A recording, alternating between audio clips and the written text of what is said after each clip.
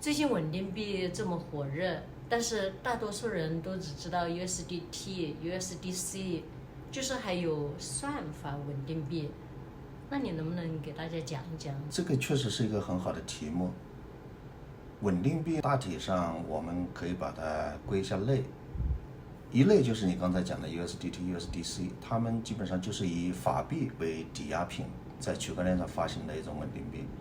那么还有一类是以加密资产为抵押的，比如说以比特币、以太坊这些为抵押的，然后在区块链上发行的稳定币。第三类就是你刚才提到的这个算法稳定币。前两类它要么是以法币或者国债或者其他的金融资产或者是加密资产作为抵押，但算法稳定币它是没有任何抵押的，所以看起来像是一个空中楼阁式的一种稳定币。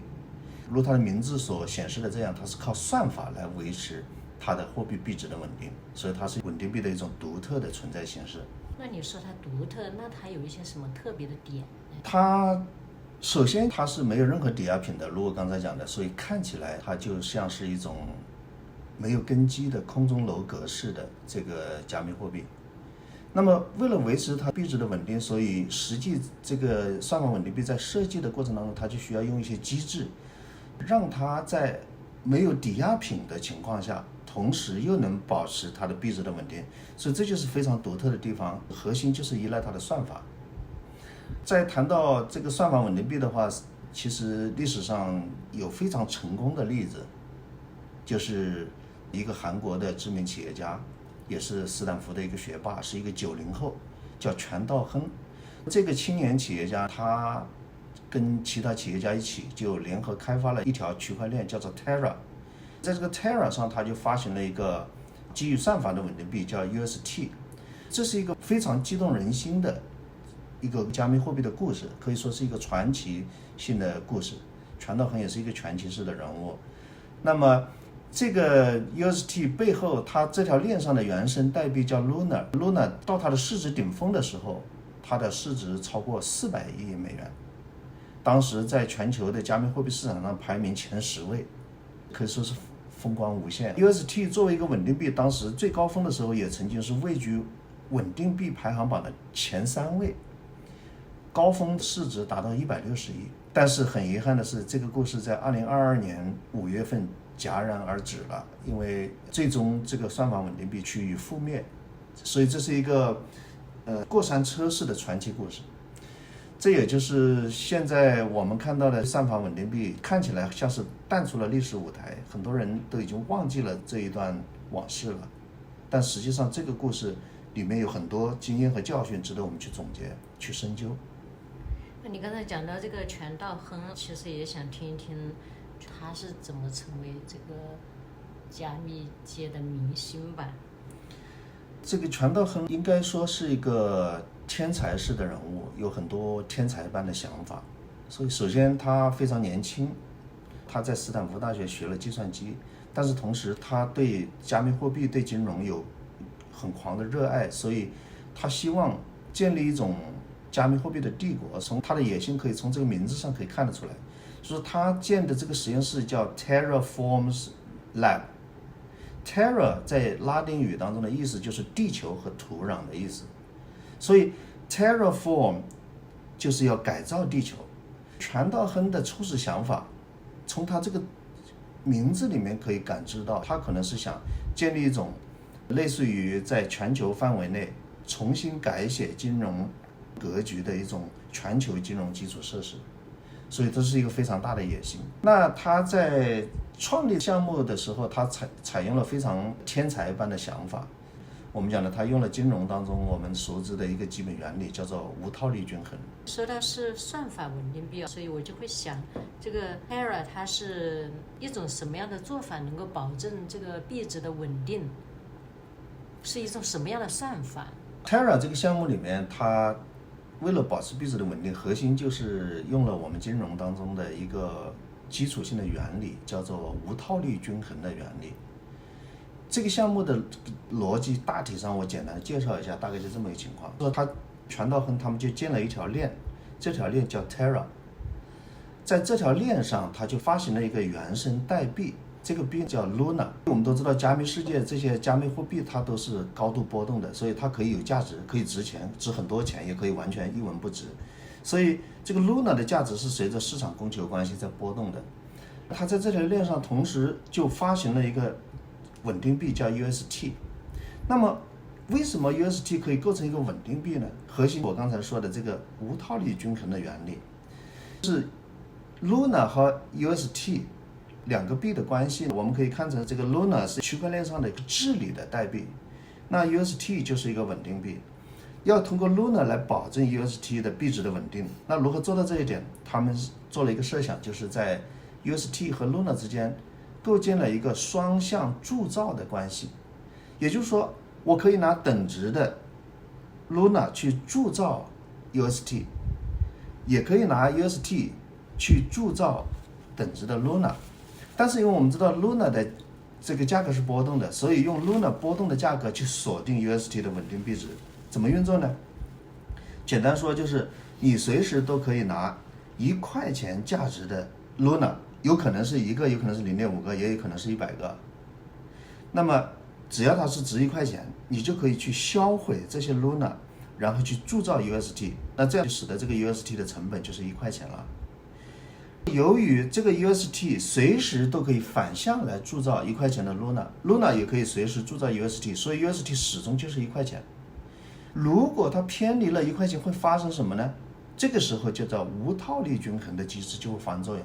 我们举个例子，譬如说 UST 现在涨到1块1毛钱，这个时候实际上就是它已经不稳定了，脱锚了。那 UST 涨到1块1毛钱，这个时候就有一个套利机会，你就可以到市场上买1块钱的 Luna， 然后铸造成1块钱的 UST， 你的成本是1块钱，对吗？你就在市场上1块1毛钱卖掉，你可以赚1毛钱，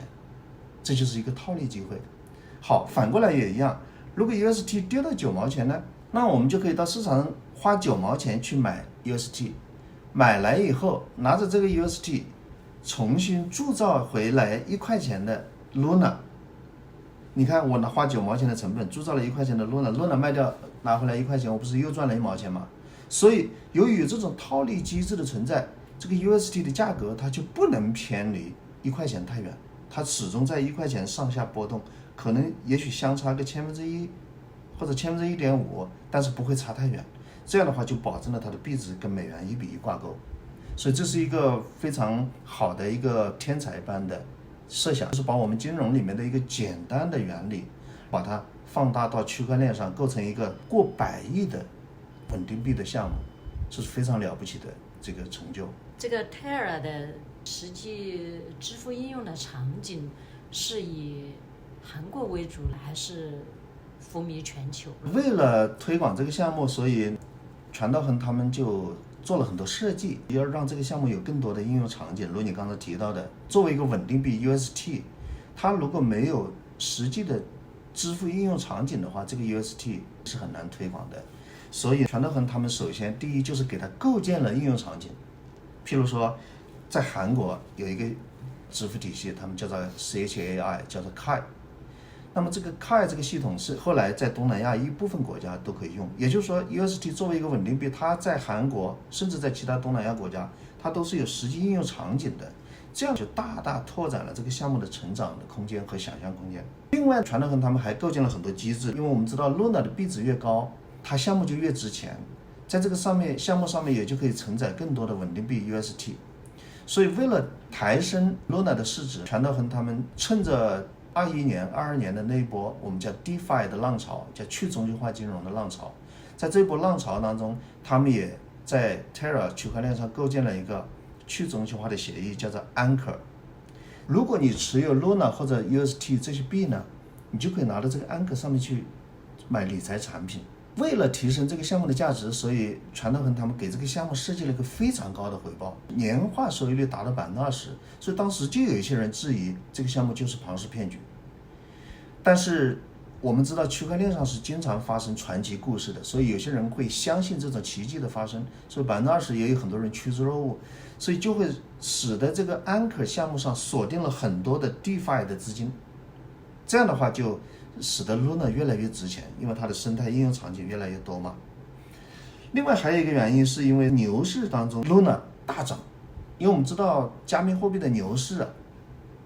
经常在比特币大涨以后就会有一个所谓的山寨币。我们把比特币之外的这些加密货币的项目通常都称为山寨币，叫 altcoins。这些山寨币一涨起来，那就鸡犬升天了。像 Luna 这个有实际应用场景的项目，在这山寨币的狂潮里面，很自然它也是有非常大的前景的。所以到了2022年的时候，这个 UST 的市值已经高达180亿，位居稳定币的前3位。那是蛮厉害。那这个 UST 它现在是个什么状态？也很想知道一下。也就是我刚才讲的，到了2022年的4月份，这个达到它的最高峰 ，UST 的市值大概达到180亿美元嘛。但是很遗憾，在2022年的5月 ，UST 就崩盘了。那么为什么它会崩盘？我想现在回头来复盘，大概是有这么几个原因的。首先，第一个就是加密货币整个大市场就是牛熊交替，市场牛市的时候，那你很容易维持市场的繁荣，币值的稳定。但是在熊市的时候，大家都失去信心，资金会抽离加密货币市场。那这个时候，这个市场上有一些内在存在不稳定因素的一些项目，它可能就会瞬间陷入一种恐慌的状态。所以这是第一个大背景，是加密货币市场变熊市了。第二个原因，我们前面讲的这个无套利均衡是一种理论上的设想，在现实当中，如我们这些年行为金融学家所研究的这样，市场的套利其实不是无止境的，不是万能的，经常会有各种形式的套利限制，也就是说有些套利你是做不了的。譬如说在极端行情下，你就没办法套利。UST 和 Luna 之间的套利实际上就存在这种情况。在市场稳定的时候，你这个套利机制少量的资金运作是完全没有问题的。但是当市场突然崩盘，大量的资金想要抽离这个市场的时候，大家就会卖出 UST 就会贬值，瞬间脱锚。那么在这种情况下，就会有套利的资金涌入，这些人就会去低价买 UST， 可是买了 UST 以后，反过头来去铸造更多的 Luna 的时候，你会发现 Luna 的市场上根本无法承载这么大的供应量， Luna 的价格瞬间也会崩盘，从而形成一个 UST 和 Luna 双向崩盘的格局。这个极端情况实际上是这个项目当中很多人把它称之为死亡螺旋。它一旦陷入到市场失去信心的情况下，两个币进入到这种死亡螺旋，那它的结局就只有一个，就是崩盘了。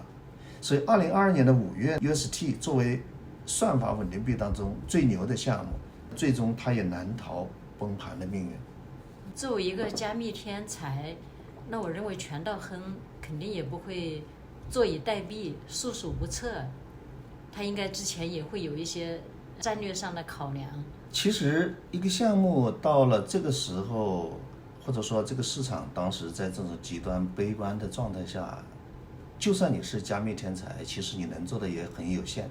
不过全道亨毕竟也不是常人，所以他确实也是有所储备的。在 Luna 市值升天的时候，最高峰的时候，整个 Luna 的这个帝国市值达到超过400亿美元，所以 Terra 这个项目实际上当时也是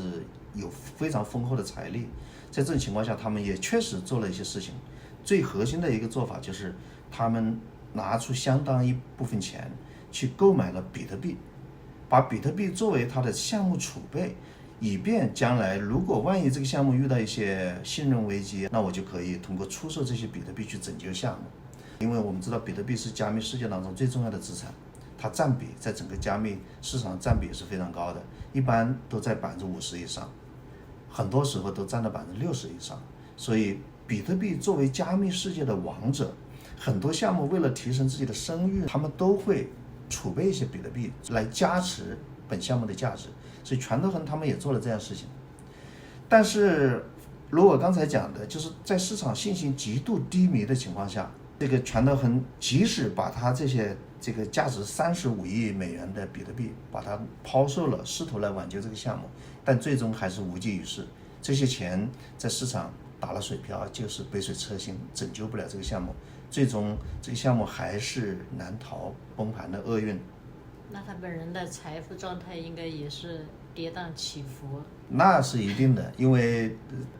全道亨他首先他也确实是个加密天才，他对自己的项目是有信心的，所以他的身价基本上都是绑定在 Terra 这个项目上。另外，我们也相信全道亨本人也是想铸造一个长青的基业，所以他连自己的这个项目的名字取名叫 Terra， 我刚才说是地球、土地的意思，甚至他把自己的女儿都取名叫 Luna， 我相信他对这个项目是真心热爱的，所以他把他的身价基本上是绑定在 Terra 这个项目上。那么这个项目崩盘最高峰的时候，全道亨本人保守估计身价至少是几十亿美金。当然我们说加密世界有很多地方都是黑暗森林，我们并不知道它到底有多少钱，但保守估计至少是几十亿美金。那么这个项目崩盘以后，全道亨本人的资产毫无疑问是严重缩水。现在他到底有多少钱我们很难说，但是他现在肯定是处在人生低谷当中，因为这个项目失败以后，他一直被通缉，各种诉讼，现在正在忙于应对各种诉讼，个人的身家大幅缩水是毫无疑问的，还有很多要赔款，未来可能要蹲监狱等等，所以他目前来讲应该也是加密世界的一个悲情英雄。这个项目崩盘对行业影响应该也是非常大的了。毫无疑问，一个排行前10的加密货币的覆灭肯定对整个行业是有很大的影响的。我是觉得这个要两面看，首先肯定有负面影响，譬如说加密货币本身处于熊市，这个全道亨他们为了挽救他的项目，又把30多亿的比特币的储备砸向市场，瞬间造成比特币的暴跌，本身就对加密市场产生了短期的很强的流动性冲击，所以这是最直接的影响。那么还有譬如说导致人们对算法稳定币的信心消失，所以从这个项目覆灭以后，算法稳定币作为一个赛道，它在很大程度上几乎是退出历史舞台。我们现在讲还有好几个算法稳定币的项目在运营，但是这个市场影响力都已经很小了，因为市场已经不再信任他们了，所以这个对整个加密行业都是有负面影响，特别是对算法稳定币。但是同时我们也应该看到它积极的正面的地方，通过这个项目的探索，使我们明白稳定币最核心的概念其实就在稳定2个字。所以如果像算法稳定币这样的类似于建立在空中楼阁基础上的，你的算法再美好，在现实面前也许遇到极端行情你就不堪一击。所以这可能也是美国最近一系列的立法背后的一个逻辑的背景，特别是天才法案，它核心就是要使得这些合法合规的稳定币一定要建立在法币储备的基础上，这才使得它避免它成为空中楼阁，避免它成为无源之水。也就是说，现在的合法合规的稳定币，像 USDT、USDC， 它基本上它都是以法币1:1作为储备存在的，天然就是与法币1:1挂钩的，从而它就不容易脱锚。所以在这个意义上讲， UST 的覆灭的故事其实也给了我们很多正面的东西。所以怎么说，经验和教训并存。好的， UST 加密算法稳定币和全道亨的故事背后当然有很多很复杂的东西，我是大概抽象了一下，很简单的给大家做了一个介绍，不知道我是不是讲清楚了。那如果你听到这里，你可能会有一些自己的想法，欢迎在视频下方留言谈谈你的感想和看法。同时如果你喜欢这样的视频，希望你给视频点个赞，将来如果你希望做其他的，我进一步深入的去做某一个方面题目，也欢迎你把你的意见留下来。谢谢大家支持。